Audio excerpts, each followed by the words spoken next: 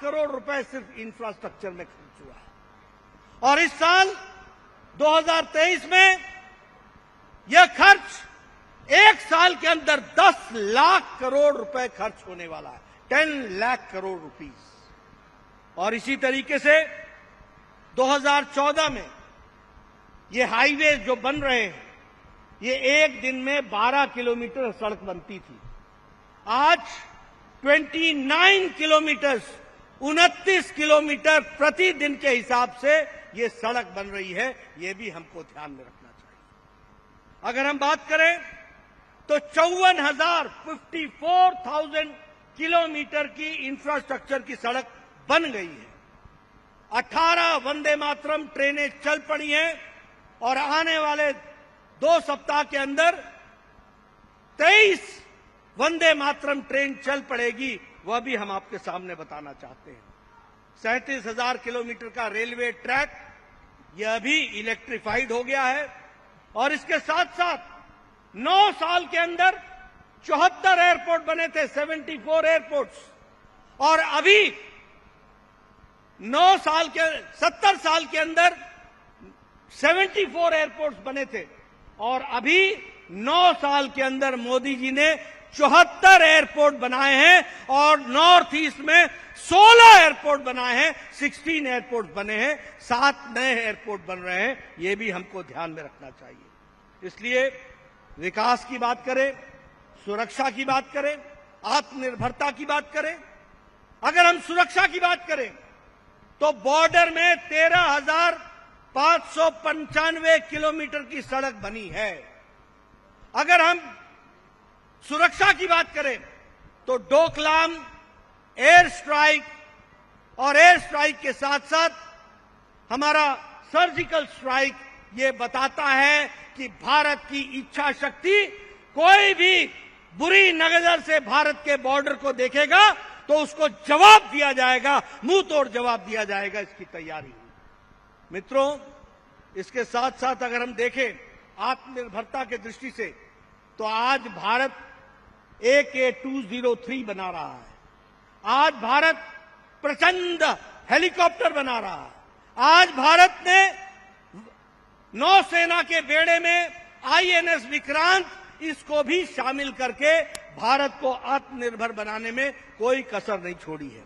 और इसी के साथ साथ अगर हम सुशासन की बात करें तो डायरेक्ट बेनिफिट ट्रांसफर के तहत 22 लाख करोड़ रुपए सीधा बेनिफिशियरी के खाते में डालने का काम मोदी जी ने किया है। और इसी के साथ साथ अगर हम देखें तो कॉमन सर्विस सेंटर 5 लाख से ज्यादा खुले हैं, 3 लाख गांव में कॉमन सर्विस सेंटर को लाया गया है। और आर्थिक दृष्टि से देखें तो 5वीं अर्थव्यवस्था भारत बन चुकी है और स्टील में हम दूसरे नंबर पर खड़े हैं, ऑटोमोबाइल मार्केट में हम तीसरे नंबर पर खड़े हैं, और मोबाइल में 97% मोबाइल आज भारत बना रहा है। यह परिस्थिति आकर के खड़ी हुई है। इसलिए मित्रों, चाहे आत्मनिर्भर की बात करें, चाहे हम इकोनॉमी की बात करें, चाहे हम विकास की बात करें, हर दृष्टि से भारत तीव्र गति से आगे बढ़ रहा है। यह भी मैं आपको बताना चाहता हूं। मित्रों, यहां पत्रकार मित्रों से मैं बात करना चाहता हूं।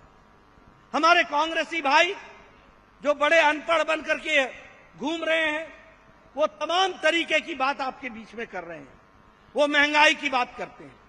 मैं चाहूंगा मेरे पत्रकार भाई मेरी बातों को जरा नोट कर लें, और जो लोग महंगाई की बात करते हैं उनको ध्यान में रखना चाहिए कि India is the fastest growing economy in the world.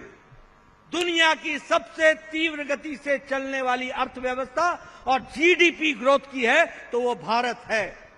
Bharat की जीडीपी ग्रोथ 8.7% है, ऑस्ट्रेलिया की ग्रोथ 2.2% है, जर्मनी की ग्रोथ 2.6% है, साउथ कोरिया की ग्रोथ 4.1% है, कनाडा की ग्रोथ 4.1% है, USA United states of America की ग्रोथ 5.9% है, और इंडिया भारत 8.7% के हिसाब से ग्रो कर रहा है।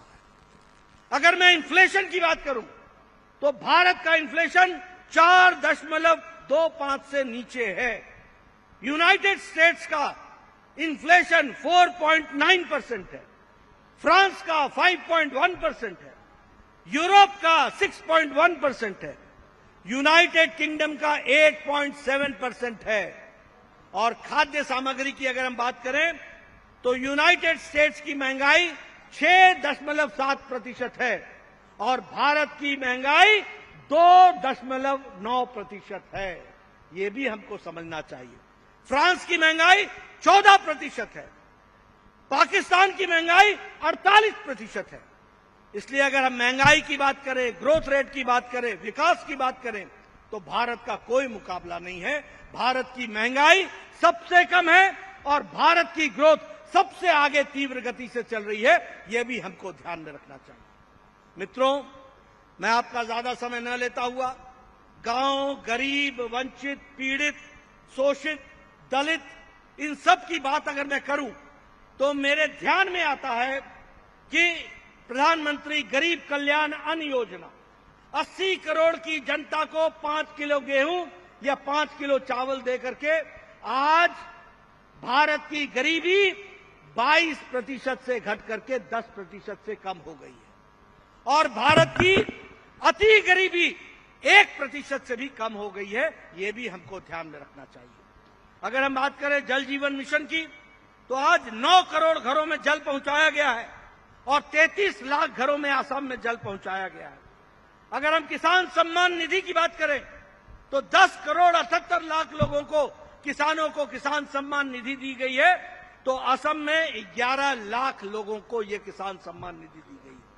अगर हम पॉवर्टी की मैंने बात की, आपके सामने मैंने कहा कि किस तरीके से गरीबी और अति गरीबी को कम किया गया है, वो भी हमारे सामने आता है।